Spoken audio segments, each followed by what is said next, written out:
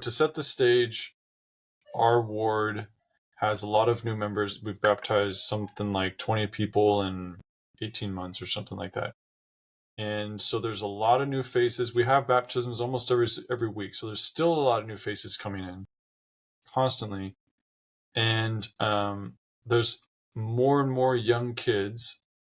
Our primary is not huge, but it's getting bigger all the time. And so the sacrament meeting gets louder. We also have people in the ward that have been in the ward for years that just have loud kids, including myself. And so the loud kids is not new. And today there was something specific that came up where I realized that there's like this other viewpoint that might be more prevalent than I thought, but either way is definitely not seeing things how I see things. So how I see things, and the topic is reverence. How I see things is that I want to be able to welcome people into the ward or the meeting or the sanctuary or the chapel or whatever the experience is. I want to be able to welcome people into that experience and help them feel comfortable in a situation that is most likely not naturally comfortable. Most people don't walk into a different church every week and experience those meetings and the different service stuff that goes on. So I would like to be able to welcome them and to do that. And I think there's a fear that my welcoming goes to an extreme of irreverence. Okay. The other extreme would be that you just ignore the people that come in. And so the conversation I had was basically one brother, but I know he represents a fair amount of people that want to be able to walk into church a few minutes early, shake a few hands, kind of, do the deed, get to their seat, sit down, and be able to sit in peace and quiet for the next half hour. They'll give you about a half hour before they expect the noises to come, the kids and stuff. And so that's kind of the one side. They don't appreciate some of them. Some of them don't appreciate being expected or having the responsibility of inviting new members in. Like I think, not I think, what they've told me is that they expect a new member to walk into a chapel and see everybody sitting down quietly, reverently, waiting and preparing for the sacrament. And in my mind, I'm not there. Like, I'm just not that person. So that would be the stance I need help understanding. Mine is more like we are inviting and connecting and communicating. I wouldn't go so far as to call it mixing and mingling, because I do think that there is a sense of reverence that needs to be there. But introducing, and especially seeing if people have any questions or have a place to sit, if they want to sit with us. Hey, you want to come sit with us? And doing that. And then when the meeting starts, we sit down. And I have my own reasons for why this is like important, or how it's gone in our ward and different wards and stuff. But do you have any thoughts on the importance of reverence versus welcoming? Is that even making sense? Yeah, just today we had stake conference and our stake president kind of indirectly talked about reverence and like doing all the greeting in the foyer and then walking in. I mean, he wasn't this clear that there wasn't much clarity. He was kind of talking around it. He was talking about the sacrament and it's how we renew all of our covenants. And he just talked about doing all the chit chat in the foyer. And then when we walk in, sit down, prepare ourselves for the sacrament. That's a tough one, and I think it's cultural. Like, I know that in some language units, things are pretty crazy and wild with young children in a way that people in English units would have a hard time with. And just because of the cultural expectations, I guess. Yeah, so I do think it's cultural. I know that in our ward, we will sometimes, yeah, it depends on, I mean, you're talking about welcoming, right? But it's pretty broad. Like some parents will let their children get pretty unruly before they take them out. They have a pretty high bar, right? And Yeah. then other parents, the second the kid is crying, they're out the door. And so there is this range and this range of preference. I mean, I can still remember a particular family that just wouldn't take their kids out. And that kind of made it hard, right? Because you couldn't focus on the speaker. Yeah, I Uh, think that's kind of where I get stuck. Is I know that there's a cultural difference, a generational difference, family cultures are different, and I see the people that struggle with that trying to impose their expectations on other people at and using like basically spiritual covenant language to back it up. And I think that's where I get really worried. Like it makes sense. the covenant is the sacrament, right? I guess that really is the center of the discussion. Like, how reverent are we for the sacrament? And then all heck can break loose. Well, but even that I really struggle with this because I try to imagine what Christ is doing. And I'm not trying to say it's not important to be reverent, but irreverence doesn't take away from the importance of the ordinance. And for me, I haven't struggled with that personally. And so I have a hard time with people basically, in my view, again, this is going to get kind of extreme for a lot of people, shirking their responsibility of taking the ordinance seriously and putting it upon the families that are still learning how to do it. So, like today, there was a brother who's always, he's kind of struggled with it, and he's talked to me about it. He's very open, like he doesn't really know what to do. But today he got frustrated enough that he yelled across the aisle at the kids, some other family, "Hey, shh, be quiet!" And I just smiled. He's not the dad. He's No, yelling at the family, okay, that's having problems. loud Okay. enough that I heard him from half a chapel away. And I smiled and I was like, that's hard. He's struggling. But those kids are pretty close to me, much closer to me. And that happens in my bench pretty often where something happens and I put my hat on and I'm like, what is Christ going to do? Is Christ going to be the one to say, hey kids, I'm here to enjoy this sermon. You better be quiet so I can get the most out of the sermon. And in my mind, that's like the farthest thing from the truth of what would happen. Like in my mind, Christ is listening to the sermon, and all of a sudden there's a kid that disrupts. And just like that, the kid becomes the sermon. And Christ is just tickled to be with whatever kid, to be, like, who cares? The sermon? Okay, we'll get another one next week. Like, what are we trying to teach the kid? And the same thing with the welcoming and all that. But anyway, just try and stay on one thing at a time.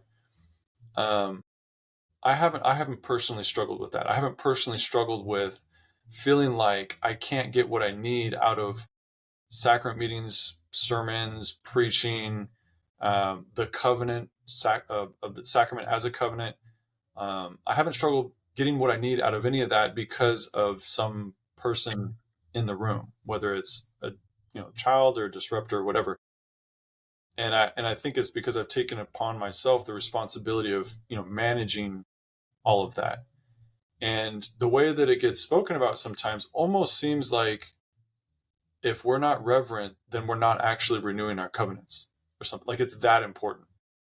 And in my mind, I'm like, no. The important thing is that we're all here. We're going to renew our covenants whether kids are screaming or not. And if we can't hear the sermons, it it's okay. Go to your happy place. I don't know what to tell you. Like, what are you going to do? So I do struggle with that. So just yesterday we had our Saturday sessions of state conference, and there was a speaker that talked about not being so focused on the agenda. It was talking about council meetings, and not being so focused on the agenda that you don't value input from each member of the council and value them as a contributor and a member of the council. Like the Spirit should tell you how to lead the meeting, not the agenda. And that's kind of the same thought. I mean, today, a member of the mission presidency was talking about how internationally baptisms are up 49% from last year. So, and they talked about that in general conference too. So I think there is, President Nelson talked about the Rome Temple as a hinge point. And maybe, I mean, I think we are going to see converts coming into the church on a level like we haven't seen. And it's going to be uncomfortable for the old guard. And it's going to be uncomfortable for the new converts too. Like it's going to be an adjustment all the way around. So I don't know, But that's hard. I think people over programs, right? And is the purpose of sacrament meeting to be able to absorb without distraction every detail of a sermon? I don't think that's the point of going. I mean, people complain that you go to church and you hear the same things all over again. and then So how important is it really that you grasp every little thing? I mean, I don't know. I think there is a balance. And well, okay, let's just talk about wearing pants. We've had two sisters come into the ward in the last 10 months. And they at the beginning they were just wearing nice pants because that's what they had. And that's kind of the same issue. Like, do you walk up to them and say, can you get a dress? That's kind of how we do things. No, you don't do that. You just wait for them to see that dresses are the norm, and they can either get a dress and wear a dress sometimes, or they can just ignore it. I mean, it's their option. And it yeah, might be the same way with reverence. But I don't think too that you don't talk about reverence. yeah, I mean, Elder Swatis gave a beautiful talk about reverence in April. yeah. Um, And what I got out of his talk was that reverence isn't just being quiet. Talked about it pretty well. And yeah, it's funny, we've had things in our ward come up with dress and different things too. And it is interesting to see the culture shift. And I do think it's a balance. I think one of my concerns might be that when people are thinking through the changes, I don't feel like they're using the right guidelines to guide their thought process. Like basically their comfort level is their meter. If I get uncomfortable, then I need to fix it instead of trying to understand why they're uncomfortable. And I think what you said is important. Like, are we going to it's the purpose of the sacrament meeting is to get a good sermon? I don't know. I don't think it's fair to, for one, to put that on the people who are speaking. And two, it's not fair to the ordinance that we're participating in. And three, it's not everybody's responsibility to make sure that the words are being heard, especially when people like Elder Bednar are preaching, don't listen to the people, listen to the Spirit. And like the most touching thing, I'm gonna get emotional saying this one. The most touching thing for me today was that I happened to be sitting in a spot where I could hear two recent new members singing during the hymns, and both of them are older men, like over 70, probably about 70. They're easily over 60. And they're both singing the hymns. They both have no idea what they're doing. They're completely offbeat, singing as quietly as they can. And not even trying to carry the tune. They're just trying to prolong the syllables of the words to make it sound like they're participating, right? And at first you get this sense of like, oh, they're they're just trying to fit in. They're just trying to learn. They're just whatever. But I know these two brothers, and I know that the reason that they're doing this is because they grasp at any opportunity to invite the Spirit in their lives, and they don't get this opportunity very often to sing with a group of saints. They get it once a week. And so they're going to sit there and they're going to try as hard as they can to sing these hymns that they really don't know. And no one's teaching them how to do it. But they want it so badly that they wouldn't dare sit there with the book closed and be quiet. They're going to open it up and they're going to try. And the kids are the same thing in my book. The kids that are making noise, the people who are showing up in clothes that are not appropriate, and people at the front door saying, hey, come on in, you want to sit with me? Like, all of these people are grasping for opportunities to feel the Spirit and help others feel the Spirit. And I worry that complacency is what drives people to talk about, we need to be quieter. I can't hear the words. You're too distracting. Putting my experience over yours. I'm not getting what I need out of this meeting. That means you need to change the experience. And in my mind, that's like straight up blasphemous. Like, it's just insane that we've gotten to that point.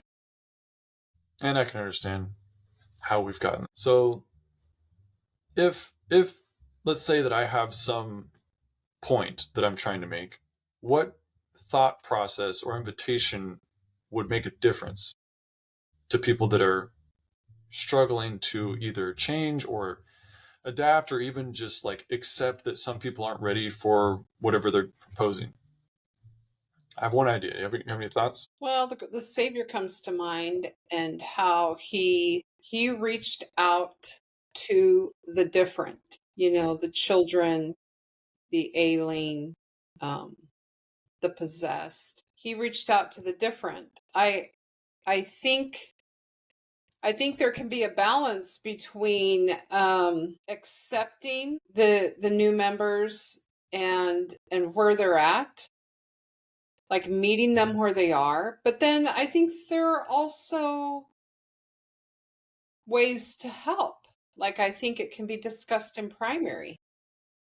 I remember with Dave, your youngest brother, who's disabled. There was a teacher that would tell him, this is when he was very young, okay, Dave, quiet hands. And Dave knew it was to do this, because Dave can't leave anything alone, right? So she'd say, Dave, quiet hands. And that would help him for a minute, 30 seconds. And so, I don't know, I think there are ways to work on it while being kind about it. I don't know. It seems like there's a balance. Yeah. I don't know if the answer is just to say, let your kids run wild. It's okay. We're accepting. So one of the solutions that was proposed today was basically to make assignments to go and take care of all of the different little concerns. So in ward council, who's going to help? You're going to help. Okay, here's what you're going to do, and assignment. Which I think is fine. Like, that's not a bad idea. So, like, sit with the families. Is that the idea?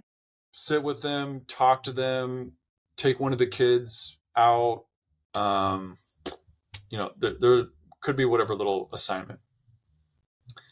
And the first assignment that went out was actually for one of the elders, one of the missionaries, to do something. And I was like, you guys, the missionaries, we don't need their help. We're the ward. They're not the ward. We can take care of this. And so I think that approach can help.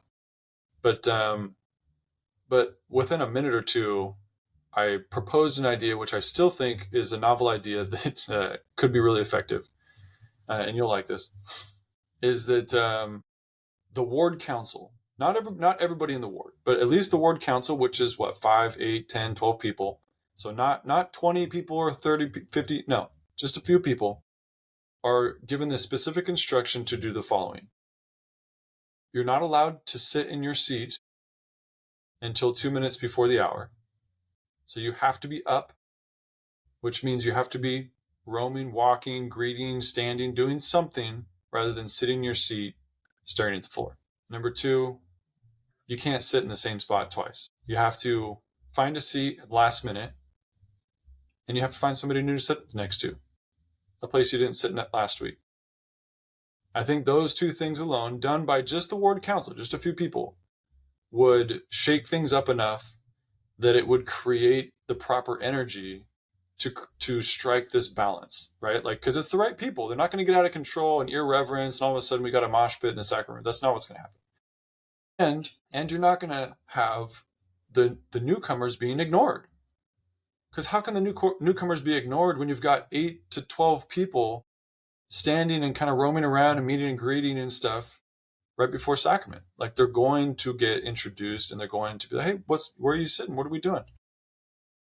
So I think those two things would, number one, be very difficult for a lot of people to do. But number two, would be would create a very different energy in the world. Well, if let's say you were one of those people, then you would not sit with your family, right? Your family would sit down, they would be preparing for the meeting, and then you would be waiting, and then you would find a place to sit. Just that alone is going to be hard for people to Well, not sit yeah, with their families, right? Because that's the tradition. which I've done several. I've done that several times, and it is like, it's not uncomfortable for me.